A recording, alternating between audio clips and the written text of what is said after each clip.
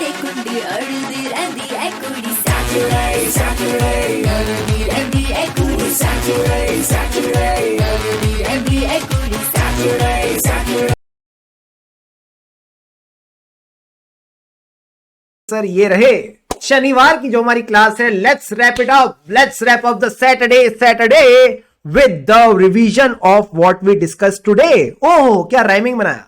Let's wrap up the Saturday with what we discuss today. सबसे पहले आएगा कौन, मैंने कहा डॉन। SA 550 related party. आज तो पार्टी करी सर। कौन सी वाली पार्टी करी, रिलेटेड पार्टी करी। तो ऐसे ना किसी दोस्त को बोलना आज मैं पार्टी करके आया, तो वो कहेगा कौन सी पार्टी करके आया, कहेगा रिलेटेड पार्टी। वो तुमसे दोस्ती तोड़ देगा हाथों हाथ। चलो sir done. SA 550 related party. ये नाम ऐसा क्यों है, क्योंकि 5 और 5 रिलेटेड है। 5 और 5 एक जैसे हैं, दोनों भाई भाई हैं, तो मैंने कहा 5 रिलेटेड पार्टी अपन ध्यान रखेंगे। सबसे पहले बताओ डेफिनेशन ऑफ रिलेटेड पार्टी क्या होती है।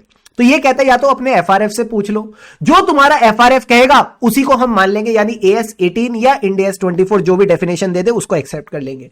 या फिर अगर FRF रिलेटेड पार्टी को डिफाइन नहीं करता, वो रिलेटेड पार्टी रिक्वायरमेंट्स की बात नहीं करता, जो कि इंडिया में तो नहीं होता, बाहर रहता रहेगा, तो उस केस में सर क्या होगा, 3 तरह के रिलेटेड पार्टीज बन सकती है। सर पहली कौन, ऐसा पर्सन और एंटिटी जो तुमको कंट्रोल करता है, तुम्हारी एंटिटी को कंट्रोल कर रहा है, या तुम्हारी एंटिटी पे सिग्निफिकेंट इंफ्लुएंस एक्सरसाइज कर रहा है। तुम्हारी एंटिटी मतलब जिस एंटिटी का तुम ऑडिट कर रहे हो, जिसको प्यार से बोलते हैं reporting entity. So such person और entity which is exercising the control और influence over the reporting entity, that is called a related party, यानी आपको कंट्रोल करने वाला।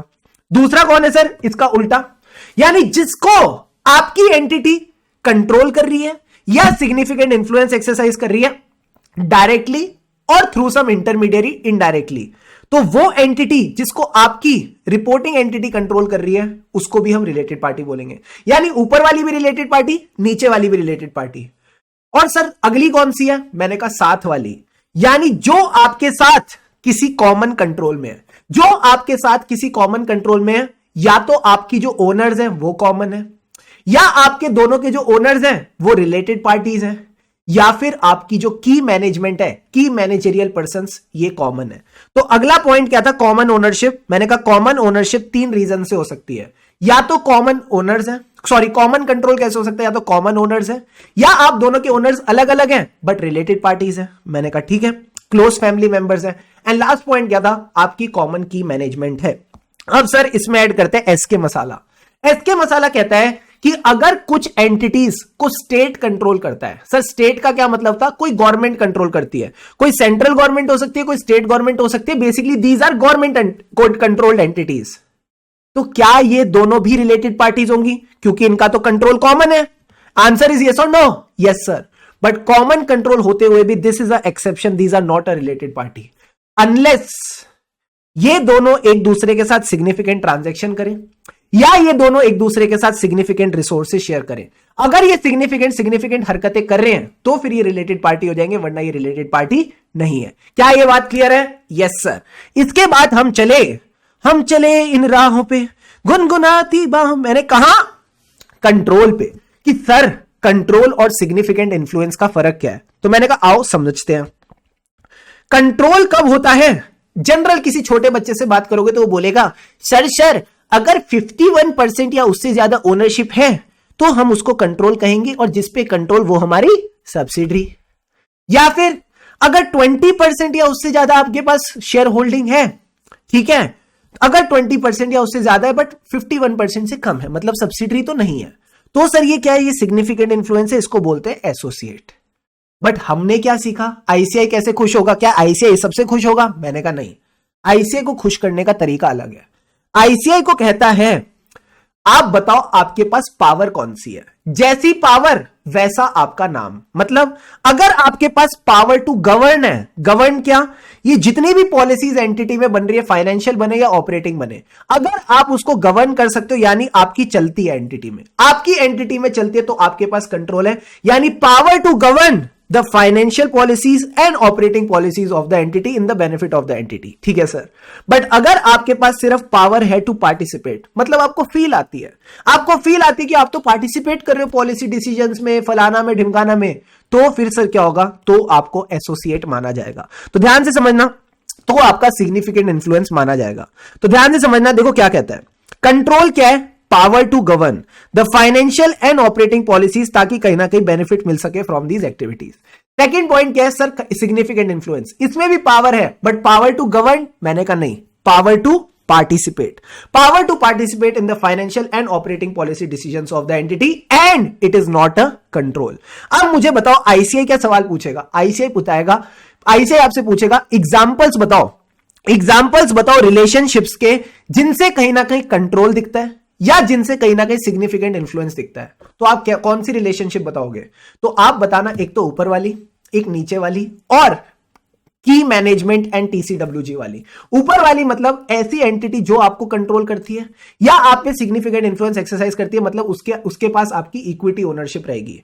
तो if there is a direct और इनडायरेक्ट इक्विटी होल्डिंग, कोई आपकी इक्विटी होल्डिंग है या आपके ऊपर उसका कोई फाइनेंशियल इंटरेस्ट है इन दिस एंटिटी, तो वो आपकी क्या हो गई? वो आपकी रिलेटेड पार्टी हो गई, उसका आप पे कंट्रोल हो गया।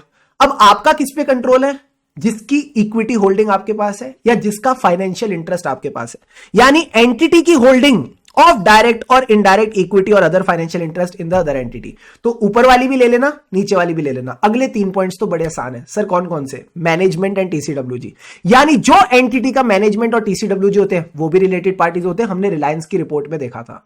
प्लस उन मैनेजमेंट और टीसीडब्ल्यूजी के जो फैमिली मेंबर होते हैं वो भी रिलेटेड पार्टी होते हैं। कौन? नीता अंबानी, नीता अंबानी भी रिलेटेड पार्टी निकली। प्लस लास्ट पॉइंट क्या था?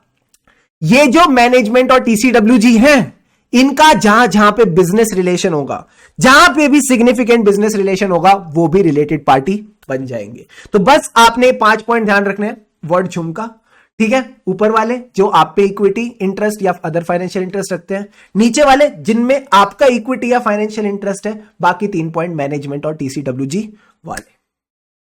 क्लियर है? क्लियर है सर। इसके बाद हम चले किस राह पे? Dominant influence. इस टॉपिक को बस आपने रीड करके चलना है, कुछ नहीं है। जब भी डोमिनेंट इन्फ्लुएंस की खुशबू आएगी तो ये कहीं ना कहीं फ्रॉड की इंडिकेशन रहेगी। बस इतनी सी बात समझ के चलना, दैट्स इट। फिर आता है सर क्या? Nature of related party relationships and transaction. इसमें क्या था? मैंने कहा था आपको जनरली जो भी हमारी ट्रांजैक्शन है रिलेटेड पार्टी, वो कैसे होनी चाहिए? आर्म्स लेंथ प्राइस पे होनी चाहिए। आर्म्स लेंथ प्राइस का क्या मतलब है? Normal course of business. अगर नॉर्मल कोर्स ऑफ बिजनेस में है तो हमको कोई दिक्कत नहीं है। बोलो, हमको कोई दिक्कत नहीं है। बट अगर ये आर्म्स लेंथ प्राइस पे नहीं है तो सर इसको क्या बोलते हैं? मैंने आज आपको ये वर्डिंग सिखाई है बस, और कुछ नहीं। आपको ये बात पहले से आती थी। अगर आर्म्स लेंथ प्राइस पे नहीं है तो क्या बोलेंगे? Outside normal course of business. तो ये कहता है अगर related party transaction normal course of business में यानी आर्म्स लेंथ प्राइस पे, तो क्या इसमें रिस्क ऑफ मटेरियल मिसस्टेटमेंट ज्यादा होगी? मैंने कहा नहीं, उतनी ही होगी जितनी किसी और ट्रांजैक्शन में होती है अगर आप अनरिलेटेड पार्टी के साथ करते, क्योंकि आपने नॉर्मली ट्रांजैक्शन करी है। बट कुछ केसेस में in some circumstances risk of material misstatement बढ़ जाती है। This risk of material misstatement is more. Sir ये 3 सर्कमस्टेंस बताओ। एक तो वो चित्र आना चाहिए अजीब वाला, क्या था वो? Complex relationships and structure. Complex relationships and structure which make the complex related party transaction. अब अगर इतना कॉम्प्लेक्स हो गया तो क्या इंफॉर्मेशन सिस्टम, अकाउंटिंग सिस्टम इस रिलेटेड पार्टी इसको पहचान पाएगा? क्या वो इस ट्रांजैक्शन की प्रॉपर अकाउंटिंग कर पाएगा? मैंने कहा नहीं। तो information systems are ineffective in identifying the related party and accounting for the related party transaction. And last point क्या था? Transactions are conducted not in normal course of business. ये normal market terms and conditions पे नहीं है। तो ज्यादा दिमाग मत लगाना, बस एक बेसिक सी याद रखना, complex relationship is not normal. Complex relationship and structure वाला पहला पॉइंट, इसका मतलब था information system, and not normal मतलब transactions are not in normal market terms and condition. Example, आपने किसी को कुछ सेल किया और उसके लिए पैसे नहीं लिए, तो this is not normal. Normally पैसे लिए जाते हैं। इसके बाद हमने क्या किया था? इसके बाद बेसिक सी 2 इंक्वायरी वाले पॉइंट थे। सर ये 2 इंक्वायरी वाले पॉइंट क्या थे? आप एंटिटी से पूछोगे क्या? पहले बेसिक इंक्वायरी, कौन कौन तुम्हारी रिलेटेड पार्टी है, क्योंकि तुमको रिलेटेड पार्टी जब डिस्क्लोजर तुमने देखा मेरे साथ, तो तुम सबने देखा क्या? हमें name of the related party भी देखनी होती है। हाँ सर। उसके साथ क्या रिलेशनशिप है, कौन सब्सिडरी, कौन एसोसिएट, कौन जॉइंट वेंचर। हाँ, साथ ही साथ उसकी ट्रांजैक्शन वगैरह भी देखनी होती है। तो ये 3 बेसिक इंक्वायरी हम मैनेजमेंट से करके चलेंगे। साथ ही साथ कंट्रोल्स की इंक्वायरी भी करेंगे। कंट्रोल्स के लेके क्या इंक्वायरी थी? पहली बात, controls regarding the accounting of related party, कि कैसे आप इनको आइडेंटिफाई करते हो, कैसे इनकी ट्रांजैक्शंस को अकाउंट करते हो, कैसे इनको डिस्क्लोज करते हो, इन 3 चीजों का कंट्रोल। एंड अगला कंट्रोल किसको लेके था? ऑथराइजेशन। अच्छा, ऑथराइजेशन सिर्फ रिलेटेड पार्टी ट्रांजैक्शन की या उन ट्रांजैक्शंस की भी जिनमें से रिलेटेड पार्टी की फील आती है? बताना जरा। सिर्फ रिलेटेड पार्टी ट्रांजैक्शंस की ऑथराइजेशन और अप्रूवल देखोगे या बाकी ट्रांजैक्शन जिनमें रिलेटेड पार्टी की फील भी आ रही है? Very good Priyanshi, very good Mega. Shruti, मारी छोरियां छोरों से कम है कि काफी आगे भाग रही हैं सर, जिनमें से फील भी आती है। तो मैंने आपको बोला था ऑथराइजेशन एंड अप्रूवल सबका देखेंगे, यानी transactions and arrangement with related party plus the significant transactions which are outside normal course of business. अगर ऐसी कोई ट्रांजैक्शन हुई that is outside normal course of business, वो भी रिलेटेड पार्टी ट्रांजैक्शन की ही फील देती है। ठीक है, then comes the last question of the day, that was as a auditor मैं क्या करूं? तुम रिकॉर्ड्स एंड डॉक्यूमेंट्स देखो। तुमको बस रिकॉर्ड्स एंड डॉक्यूमेंट देखने और 6 डॉक्यूमेंट याद रखना, पेयरिंग करके किया था।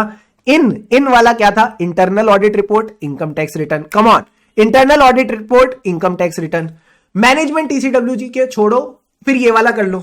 ये वाले कैसे देखेंगे सर? जो मुझे कंट्रोल कर रहा है उसके पास मेरे क्या होंगे? शेयर्स, तो तुम शेयर होल्डर रजिस्टर देख लो।